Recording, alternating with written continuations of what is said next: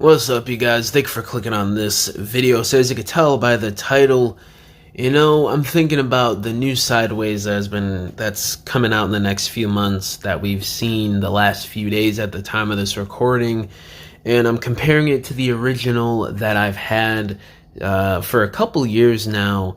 The original deluxe Cybertron 2005 Sideways. I have it in my hand as we speak, as I'm recording this video, so I can compare this figure to the one that is releasing later on this year, just based off of the images online alone. I talked about it a little bit in previous videos, like last week or something, but I wanted to make a dedicated video talking about because there is some interesting differences here that either newer fans or people that don't really pay attention to the character don't really seem to be picking up on, that are either good things or bad things that may change this figure for better or for worse. Some of the things I'm noticing here, just in terms of the paint, he's missing a lot of green accents that you would see on the sword portion and on the body portion as well. Maybe even on the back too. We don't really see the back too much, but there may be the paint where it needs to be on the back. But the front matters the most, and there is some paint missing on this guy. In the thighs, some orange is missing on those lines. So just point blank, he's missing a lot of paint, which is a complaint you see with a lot of new releases or redos on previous characters that came out back in the 2000s or the 90s, when deluxes were around back then, or Voyagers or Leaders, whatever the size class is, So that was kind of a given, but to see it and compare it with the original in hand, like in person, for me, it's kind of jarring and a little ugly looking on the new one, and it looks a little cheap with leaving out those details.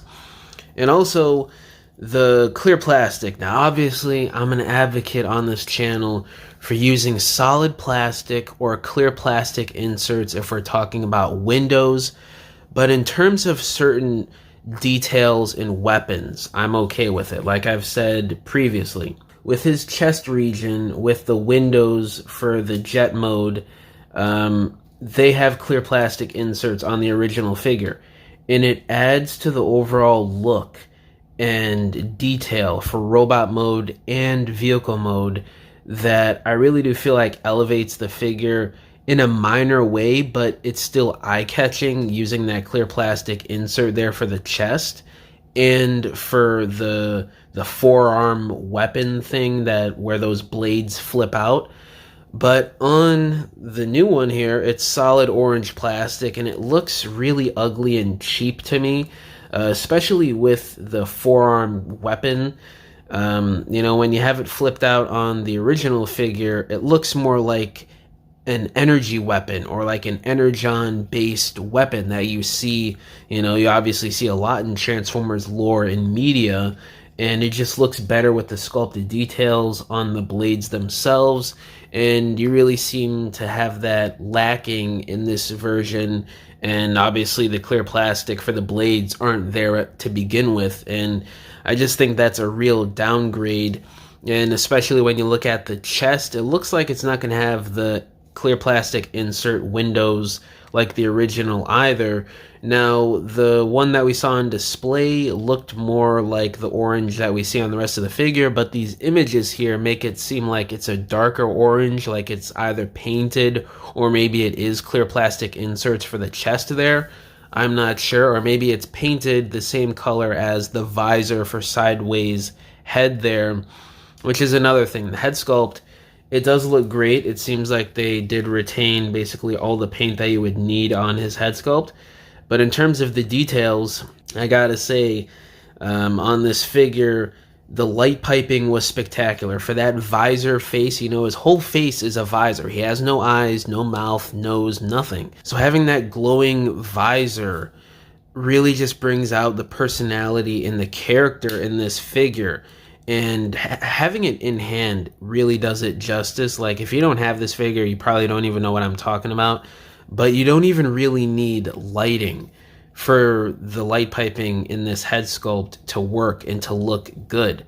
Just having him in my hand with regular room lighting. I'm recording this video at 11 p.m. at night right now, so I really don't have a bright light in my room, and it's still illuminating really well. Not amazing, because it's not bright in my room, it's 11 at night, but the fact that it's still lighting up with barely any light in my room is really astonishing. And once you put some actual light in there for like photography or stop motions, man, you probably don't even have to edit, you know, the eyes for a picture or stop motion or something. It just is that good. Like, it's just one of those light piping figures where it actually works really well.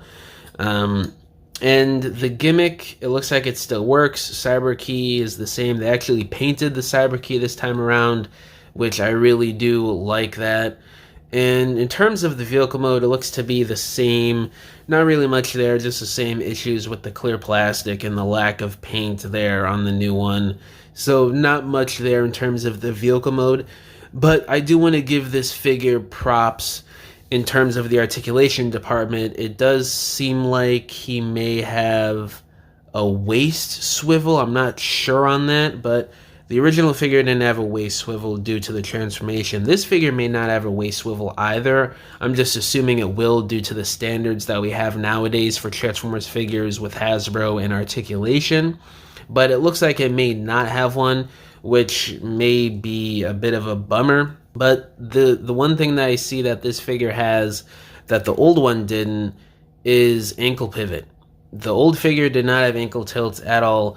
This new one does. It's a minor improvement, but it does help a lot with certain poses. This is an agile character in certain scenes and action that you see in the anime, so it is nice to see that extra support there with ankle tilt on the new body mold here for this character. But then again, it is a minor, it's a minor thing for them to improve on, so it's not that big of a deal to me because the original figure was already decently articulated. It really just needed a waist swivel and maybe ankle pivot. I mean, it already had 90 degrees of elbow bend, deeper than 90 degrees for the knees, thigh swivel, ball jointed hips. It had wrist swivel. The head can articulate. You could even move it down and up a little bit due to the transformation hinge and how you use that and how you angle it with certain photos and stop motions. So it was already a pretty well articulated figure, especially for the time. So not really that big of an improvement, honestly, but it's still decent. In terms of, now I obviously know this figure is not going to have any chrome. The original figure had chrome paint on the top of his chest. It was all gold and shiny and bright. It looks so good in hand right now. But obviously this figure is not going to have that. It looks like that section that the original figure was chromed out in. On this new figure, it's just painted that sort of dull orange, it looks like. So, yeah, I mean, it's to be expected them to not give, you know, chrome paint for a deluxe class figure nowadays. Even though this figure was like $10 in 2005 and this figure is almost $30. But, you know, times have changed. You know, things aren't the way it used to be. So it is what it is. I understand that, but it still sucks. You know what I mean? But yeah, guys, I just want to compare and contrast certain things. You know, some of the details and the paint is different and missing, and, you know, some articulation differences and just certain things like that that's either a minor improvement or is a downgrade in my opinion. But yeah, guys, let me know down in the comments below, how do y'all feel about this new Sideways figure? Do you think it is better than the old figure, or do you think the old figure is better than the new one? All my social medias are linked down below, including my email if y'all want to hit me up about business inquiries, if you want to message me about whatever, or if you want to subscribe to my Patreon link down below. It's got tons of exclusive content that I won't see here on YouTube or any of my other social media accounts, such as exclusive stop motions, toy photography, behind the scenes of projects I'm working on, such as dioramas, videos, photography, and stop motions, and so much more. If you guys want to help support me and help support the channel, I would greatly appreciate it. It is $5 a month. But yeah, guys, thank you for watching this video. Catch y'all in the next one. Bye.